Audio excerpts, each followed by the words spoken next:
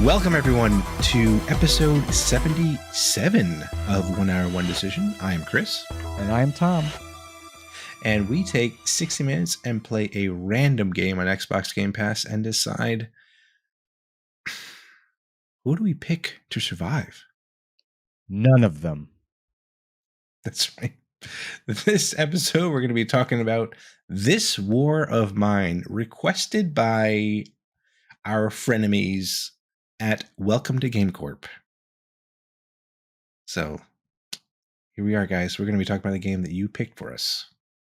And how did you let that happen, Chris? Well, I happened to post it on Twitter. To say, like, hey, if anyone wants us to play a game that's on Game Pass, let us know. And they did. And this game was developed by 11-Bit Studios, and it came out back in November of 2019. I played this on the PC, and it was 2.64 gigabytes on the PC. Tom, what about you? It's weird, Chris. It didn't register as any gigabytes on my Xbox One because it was on the cloud. Fascinating. Fascinating stuff there. Yep. Cloud only on the Xbox One. You can install it on the Series S or Series X if you've got one of those, but not me. Yeah. But what kind of game is this? I put that it was a side-scrolling survival game. And then in parentheses, I wrote Metroidvania, kinda. Really? You've got those vibes? That's interesting. Well, you have level, like there's levels at different heights, and you can move up and like through the world like that, in tiers. And you can you do a lot of backtracking. Yeah, okay. Looking for equipment to unlock paths so you can move forward or backward. True. Okay. I just put survival strategy game. So I just kept it simple. But yeah, I could have put it was a side-scrolling survival strategy game, which it was. And but that's what I picked. So I'm sticking to it. Okay. Speaking of things you're sticking to, what did you put for your game loop? I put make sure your cast of characters survive the day and night. What'd you put, Tom? Scavenge everything to survive until tomorrow, then do it all again. Yeah. You know what? That's accurate. It is very much true. You try to shove anything and everything into that backpack, that very, very tiny backpack of yours. Yeah, I don't know why. Like I've got 3 characters. Only one of them can go scavenging. He should be taking all 3 backpacks. Yeah, just put one in the back, one in the front, and drag the other one around. What else is he doing? He ain't doing anything else but going out there to grab shit. It's true. It's absolutely true. But speaking of truth, how about we talk about some truth in what we liked? Okay. Well, I wrote this down, and I don't even know what I meant when I wrote it down. Now I do. I wrote tactical selection of task distribution. I don't know what I was thinking, but basically, it's important for you to pick the best character for the job. I put aces in their places, best person for each job. So like, there's definitely tactics here where you look at your cast of characters and you say, okay, you've got 6 more inventory slots than that lady does. So you're the one who's going to go scavenging because she's going to come back with 2 pockets and you've got a full backpack, So that's interesting. I didn't know if the characters that you start with are random or not.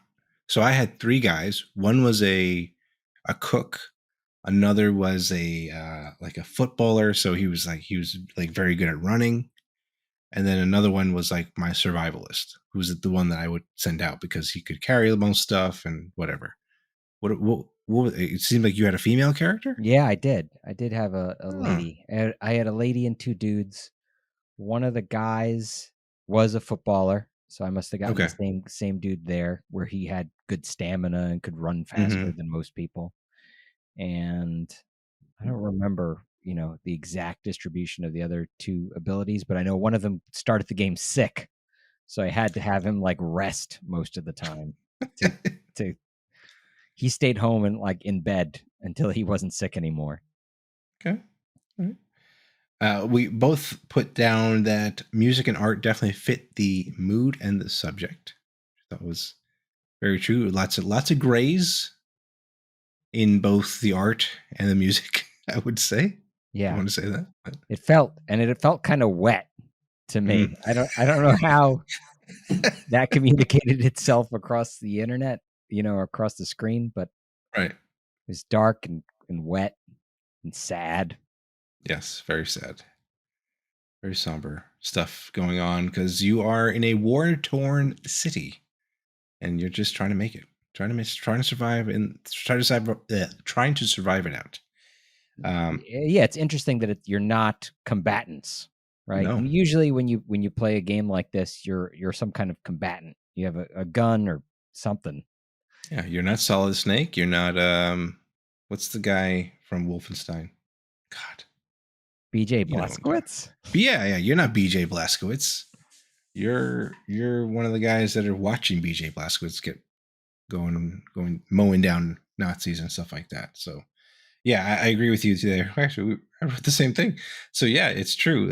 It is kind of an interesting take on the whole war thing because yeah, most of the time you are going to try and just blow your way through everything. And yeah, no, that's not the case. You're just trying to pick up scraps from all these firefights, try to survive.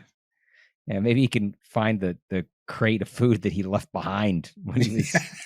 He's like, I don't need this. I'm full of life. It's like I need it. Thank you. Yeah, This I'll take your along. half a med pack that you left behind. Yeah. What else did you want to bring up here about your likes? I thought that switching characters was pretty intuitive. Like, Mhm. I liked the send this person over here to unlock this thing, then switch characters, and then this character can go over here and start making something, and I Yeah. could switch characters, and this other character can go into over here and do this other thing, and then by the time I was done giving orders to everybody, I could cycle back to person number one, and they're ready to maybe take a new order. I didn't feel like I wasted a lot of time, you know. That's cool. And especially since you were playing it on the controller, it felt pretty intuitive too, huh? I would Yeah. think this game feels better on mouse and keyboard, but it seems like you didn't complain about that, so that's good. No, it's weird. I didn't really notice. A Mhm. lot of times I notice when it's like, oh, this should really be on a mouse and a keyboard. This Yeah, was one where I really didn't. yeah.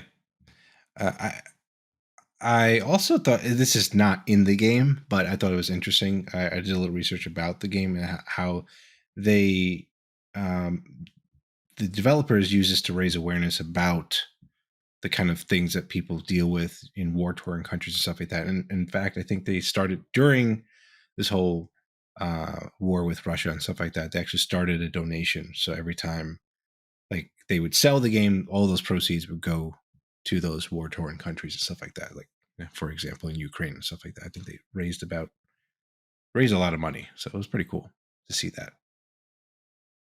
You know, Yeah. send a positive message out there to those people and whatnot. So, Yeah. I I thought that didn't was I good. didn't put it down in my notes, but I definitely do think this probably is one of the more accurate portrayals of what it would be like to live in one of these environments. Yeah, absolutely. Most video games feel very video gamey, where it's sort of like, yeah, stuff's blowing up all around you, and nothing really matters, and I'm just gonna Right. blast through this area and be done with this in 15 minutes and not think anymore about it. Yeah. This was a game that really made you think, make tough decisions. Mm, I put that in my likes as well. Like there was a point at which like some kids came to my door of my little yeah. base and were like asked for medicine. I only had one thing of medicine and my character was sick. And I was like, I can't like in good conscience hold on to this for myself. I'm gonna give it to these kids. Um, but it's like I knew that I was making a detriment to my party in order to, Mm, but like morally, I just couldn't turn them yeah. away. So noble you are. I had that same situation, but I thankfully did not have to make that hard choice because I didn't have any medicine on me. Oh, So I oh, just told them go away. I don't have anything. I said come back later. I said come back later, like to just try to procrastinate on that whole situation. So that was my situation. Did like a merchant or something come by too, or try to make a trade? Yeah. That was rough, but yeah. Well, we could talk about that in our dislikes, can't we? Ooh, yes, we can. Yeah. Why don't you start, Chris? I see you got a tough one there as your number one. Yeah. Getting robbed in the middle of the night is not fun, especially when I think I had one person on guard. Well, no, this one time I did go out and scavenge, but I said to both of them to go to sleep. That was my fault.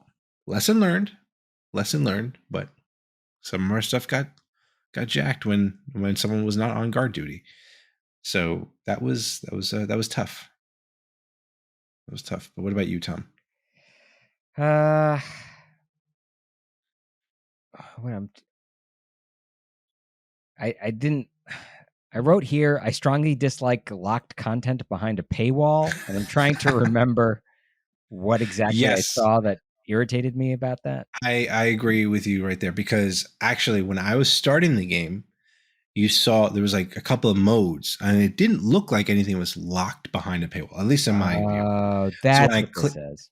and then the problem is, I thought there was like a stories mode. So I was like, oh, that sounds interesting, something I'd like to do. I clicked on it, and I was like, you need to buy this DLC. See, I was like, well, I didn't get the you need to buy the DLC. I just got an error message that said try again. And then I guess oh, I discovered through my own digging that was mhm. locked behind a paywall, which is those are my points 1 and 2 there. Now I understand them. Yes, okay. Which brings me to point number 3. No Mm. real instructions on how the hell to play this game. Yeah, Did not like that. Like, I will say, and I actually put this as one of my likes. I thought that it did, even though there was no tutorial, I thought it did a decent enough job for you to kind of get going. Because if you read the instruct, which I was surprised I read it, but if you read the like description of like things that these guys need, right, mhm. tells you like, all right, we need Oh this yeah, guy's sick, sure, we need sure. food and stuff like that. So I was like, okay, so how do I do that? And then just going around, like the world is like interactable, but not that interactable. Does that make sense? Like it Yeah, gives you enough to see so you can like kind of figure out what you need to do. you're right. They So don't give you so many options that yeah, right. Yeah, I get what you're saying. If you yeah, look at like their list of wants and needs, and then compare it against the actions you can actually take in the game, like right, you have a finite set of things you could possibly do, and I guess you just do them. yeah. Like So my guys I needed mean, a bed, so I was like, all right, I built a bed. What do I need to make a bed? I need some wood. I need some things. Okay, and then yeah, I made a bed. You know. exactly. I mean, I'm sure as you get more gear and more materials and stuff like that, it gets a little bit more complicated. But I feel like there's a nice progression with that. But I will say I don't like the fact that I'm managing multiple Tamagotchis in this game because they're sick, they're hungry, they're sleepy. And I was like, I don't why are you doing this to me? I mean, I get it. That's the whole point of this game. It's a survival game, but it's like usually I'm only managing one person. I'm managing multiple people. Someone on stream mentioned, I guess it makes sense. They reminded them of that Fallout game, the mobile Fallout game, where you're Uh, managing a vault. So it's okay, kind of like that, but like obviously a more realistic view, and that not Pip Boys running around. So, right. but yeah, I mean that was the kind of thing. Like I thought that was kind of interesting. Um, and again, same thing. The subject is very depressing, a very dreary subject. I'm very sad to see these people kind of having to deal with this situation. But that's kind of the point, isn't it? Of this game. Yeah. So my making hard choices was in my likes and in my dislikes because like one night I sent out the guy to go, pick up some supplies, right? And he went into some people's house and it was like an old couple and they're like, Mhm. "Oh no, please don't hurt us." And I'm like, I can't. Like, they have all this stuff and I could just take it, but Right. I can't take it. And it's like, it So you just irritated left? me. I just left because Okay. you know what? I didn't have any ability to talk to them. I couldn't diplomacy them at all. Oh, And I thought that was pretty lame. Like, I didn't that's feel like I true. have an option to be like, barter with them. Be like, oh, well, I've got this stuff. How about we trade, or Hmm. something? Or like, what of this don't you need? Or, Or the option is just knock on the door, just like how those people come to your door and knock on your door. Why can't I have that option to knock on the door to have that kind of conversation system? Yeah, that makes sense. yeah, I would be open to that. it seemed kind of lame that it wasn't there. Hmm. And again, because there were no real instructions how to play, if there is a way to have that conversation, the game didn't show me how to do it. So Yeah, yeah. I'm also a little surprised that this game wasn't available on the Xbox One. It didn't seem like it was a very um, resource intensive game. I agree with you. Like it's a side scrolling game, and which I guess if you have anything else you want to bring up though, Well, negatives. my last dislike here is that having nothing to do during the day is incredibly stupid and boring. Like, you once you get to a certain point in your home base, there's nothing else to like dig through. There's nothing Mhm. else, and if you don't have enough resources or you don't have enough this or that, you literally Right. can't do anything. Now, fortunately, the game Hmm. has a button to like skip tonight, but it's like, really? Like, I can't find anything to do with my characters while they're all alert and awake and healthy, and Yeah. like, it just seemed stupid to me. Yeah, that is kind of weird. Um, yeah, but it is what it is, and I do want to also bring up the fact that How Long to Beat says it takes about 11 hours to beat this campaign, the main story campaign. So it's not a very long game, but yeah, and as you experienced, this is a Xbox Cloud enabled game, Yep. and a I believe there's cloud saves in there, obviously too. The one thing I will quickly note though that is annoying, that I mean obviously you've experienced as well, is the fact that when you are streaming a game from the cloud, Twitch does not actually show you the game. Negative. That's Xbox got to fix that with that Twitch people. Fix it or not, I don't know. Do what you got to do. But anything else you want to bring up? Other thoughts? Well, something that made me pretty salty, Chris, and may have impacted my final decision. So need to air out my dirty laundry here. Mm-hmm. I paused the game during the night portion, and Mm-hmm. the Xbox Cloud gaming kicked me off. I think probably due to inactivity. This was after I had finished my hour, so. Okay. But it resulted in me losing all of the progress from the previous in-game day. Not all progress, Yeah. but like anything you do during the in-game day, I guess maybe after the night cycle, it saves at the start of the day and doesn't Yeah. save again until the beginning of the next day.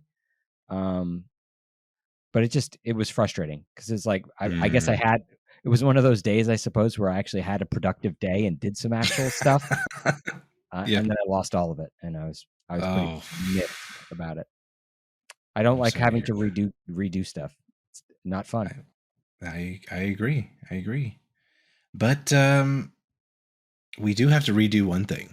What's We have that? to tell us. We have to tell everyone what our final decisions are, don't we? Yeah, I have a feeling like people have figured out what mine is. Let me go first, maybe. Go ahead.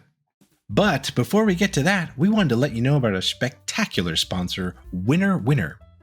Winner Winner is a live arcade claw machine game available on Android and iOS, and it's 100% skill based. Trust me, if you see me play my games, you know I'm not that great, and I still have won games on my first try. There's hundreds of prizes, even featuring gaming merch from Nintendo. Pick your prize from choices in your particular game, or bank your earnings with tickets to redeem any other prize you want from their wide selection. And for all you lovely people listening or watching our show, you can get bonus tokens on your first app token purchase. Download and create your account, then use the link in the episode's description to enter promo code QTB after you sign in. Check it out. It's clawsome. So I started off kind of bored with this game, and then I started to get to the hang of things. But without a manual save and the fact that I lost my progress, I really doubt I'll go back to it.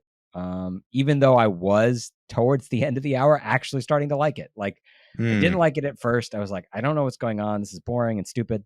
And then I got into a groove and I was like, all right, now I kind of got the hang of this. My characters are all not dying anymore. I feel like I'm making progress, understanding how to play the game. Then I lost all that progress. And then I was like, you know what? Like, what am I even doing here? This ain't my war. That's what you said. That's what you said. I'm going home. Is what I said. How about you, Chris? I will agree with you. It's a tough subject. Slow pace and managing sleep hunger for people. I already have kids in real life. I'm not dealing with this in a video game, so I'm going to pass on this. All right, two for two. 2 for 2. 0 for or 2. 0 for 2. Whatever. Sports. Anyway, those are our thoughts. Let us know what you think of this game. Follow us and say hello on Twitter at TC1H1D or shoot us an email at TC1H1D@outlook.com. Check us out on our next streams on Twitch at twitch.tv/1H1D. Hopefully it's a game that is not on cloud so that you can actually watch Tom play. I don't know. And if you're watching this podcast on YouTube, send us a comment down below and we'll try to read and respond to them. We're on that Quit the Bill channel now, aren't we? It's all fancy. Hey now. And speaking of which, 1H1D is part of the Quit the Bill network. And if you enjoy movies and TV, then you've got to watch. Bruno takes you on a journey through the greatest shows and film of our time, with guest hosts Nick and Brad weighing in as well. Check them out at quitthebuild.com/gotta-watch. Yeah. We did it, Tom. We did it. We got through another one. Woo! But the surprise button is back. Ooh, hey now. And it's going to tell us what we're going to be playing next. An important function that it performs for us. Absolutely. Here we go. I'm always nervous. Okay. Going under. Like to Australia? Maybe it is the Land Down Under, but it is a game from Aggro Crab Games. It looks like I don't know what kind of. It's very, very colorful, very bright. Did you say Aggro Crag, like Nickelodeon? Crab battle. Oh, that crab. Okay. Yeah. So yeah, that's going to be our next game for next time. So thank you so much, everyone, for tuning in, and we will catch you on the next one. Thanks, everybody.